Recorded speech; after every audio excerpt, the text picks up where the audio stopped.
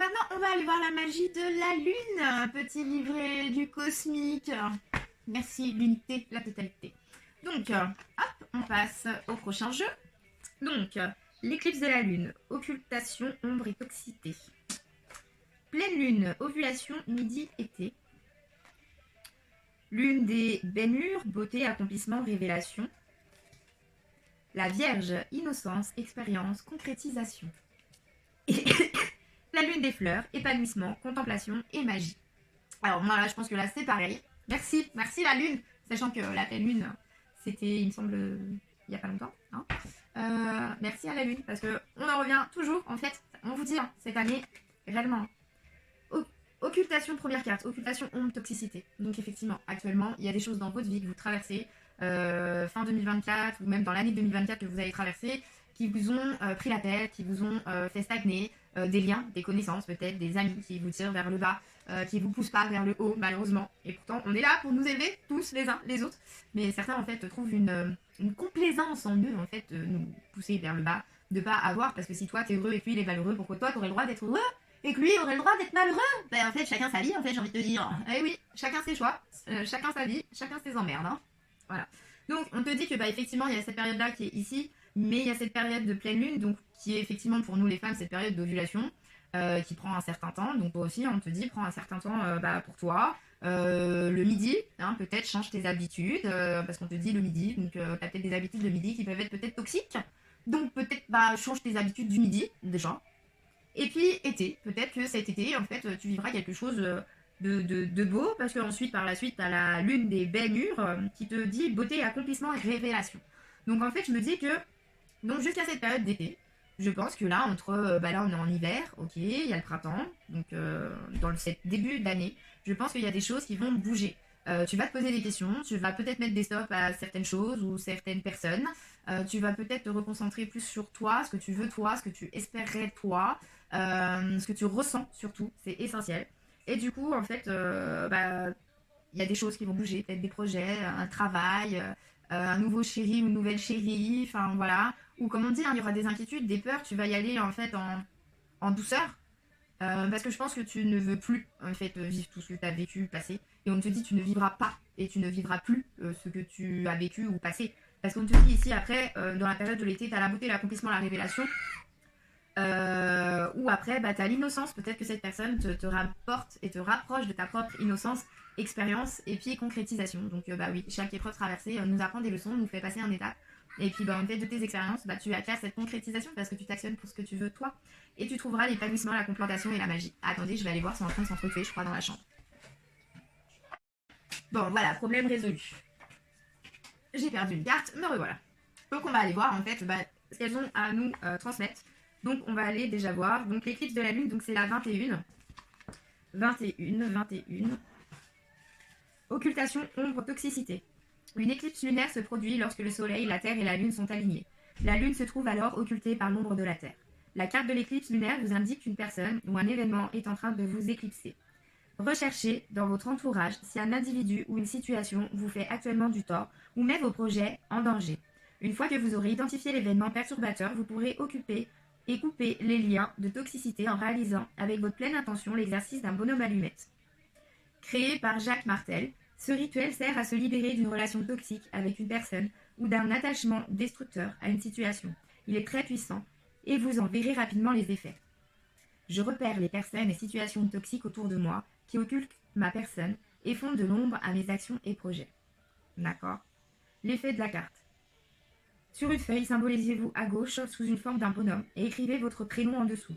À droite, dessinez la personne impliquée avec son prénom à elle, d'accord, ou faites un résumé de la situation qui est bloquante.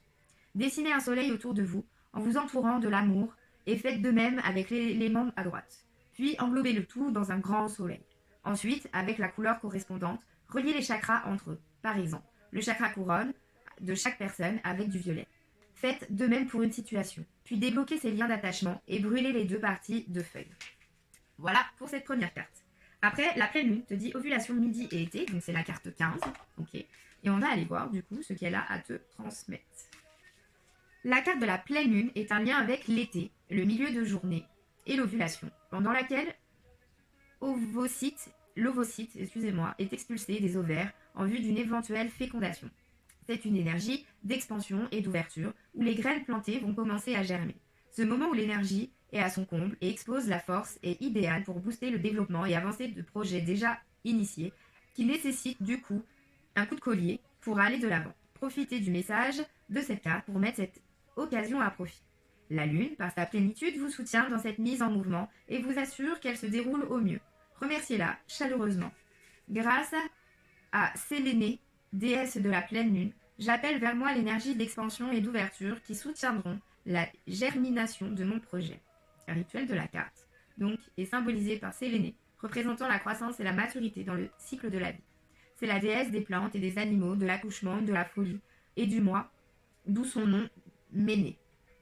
Vers midi, invoquez-la en tenant une pierre de lune entre vos mains en disant Sélénée, je t'invoque ici et maintenant pour m'aider à atteindre l'expansion, l'ouverture, l'abondance et l'apogée de mes projets, rêves et souhaits. Je te remercie pour ta présence. Mettez ensuite la pierre dans un bain corporel ou un bain de pied le jour même. Voilà pour le petit rituel, pour ceux qui veulent essayer ce petit rituel. Donc après, on vous dit, donc la carte 8, lune des belles murs. Beauté, occasion, accomplissement, révélation. Pareil, on va aller voir cette petite carte. La lune amérindienne d'août vous invite à laisser s'épanouir votre beauté. C'est la période de la maturité et de l'accomplissement. Oui, vous êtes beau et belle. Et cette beauté ne demande qu'à être révélée au monde et à vous-même. Telle une fleur, il est temps d'éclore pour monter au nouveau monde la beauté intérieure, y compris à vous-même, et en éprouver de la joie et de la gratitude. Rayonnez votre amour intérieur pour le monde, afin de révéler qui vous êtes vraiment. La lune d'août vous donne sa bénédiction et vous apporte la garantie que tout se passera bien.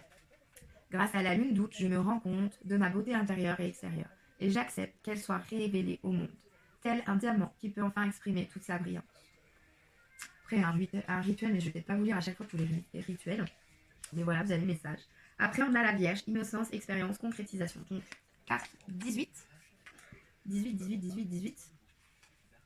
Aussi appelée la jeune fille, la Vierge vous invite à retrouver l'innocence de votre enfance et à l'imiter Désolée, je reprends. Aussi appelée la jeune fille, la Vierge vous invite à retrouver l'innocence de votre enfance, à la limite de la naïveté. Carpe diem. Adressez-vous à votre jeune fille intérieure, ou du coup à votre jeune garçon intérieur, du coup, si vous êtes sa mère, et rassurez-le ou la. Vous ne l'abandonnerez pas, et serez toujours là ou pour lui ou pour elle. Acceptez de sortir de votre zone de confort et de votre routine pour retrouver un peu de liberté. Tournez-vous vers de nouvelles expériences et sortez. Reprenez contact avec la nature. Cette carte vous indique aussi que c'est le moment idéal pour oser et entreprendre afin que vos rêves deviennent une réalité. Rappelez-vous, votre énergie adolescente à qui le monde ouvrait les bras et essayez de regarder le monde dans cette posture. Grâce à la Vierge, je retrouve mon enfant intérieur que je rassure et cajole. Je reprends contact avec la nature et j'ose initier l'étape qui me permettra de réaliser mes rêves. C'est trop beau. Et après, vous avez la carte 5, lune des fleurs, épanouissement, contemplation, magie, carte 5.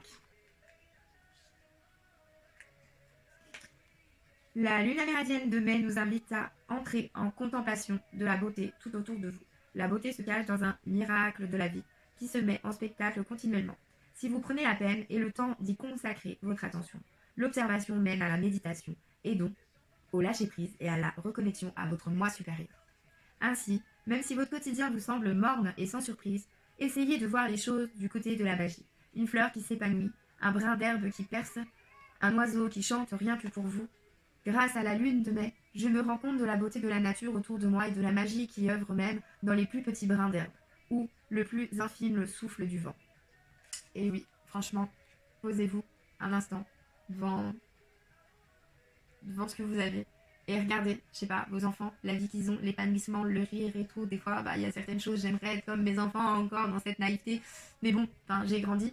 Je dis, moi je suis désolée, mais pareil, quand je vois l'hiver, les saisons passer et qu'en fait, là je vois les arbres qui meurent parce que c'est l'automne, ils rentrent en hibernation parce qu'en fait, on a tous besoin, que ce soit les animaux, la nature, l'humain, ce besoin d'hibernation en fait au mois de décembre pour effectivement, cette fin d'année, surtout, voir notre chemin parcouru, voir les victoires qu'on a traversées, voir ce qu'on veut mettre en place pour l'année qui arrive et mettre après en une petite graine sur le cours de printemps pour pouvoir aller pallier à vos aspirations et ce que vous voulez. Et au fil des saisons, connectez-vous à à ce que vous entreprenez, connectez-vous à la nature et vous verrez que tout est en lien réel. Donc franchement, très très beau message. On vous dit que même si en ce moment c'est un peu la merde, ou c'est turbulent, ou il y a des situations qui vous déplaisent mais que vous complétez dans ces situations-là, il y a un moment en fait, voilà, vous allez vous poser, c'est le début d'année, on repart pour de nouveaux projets, un nouveau soi, hein, de nouvelles aventures du coup, 2025.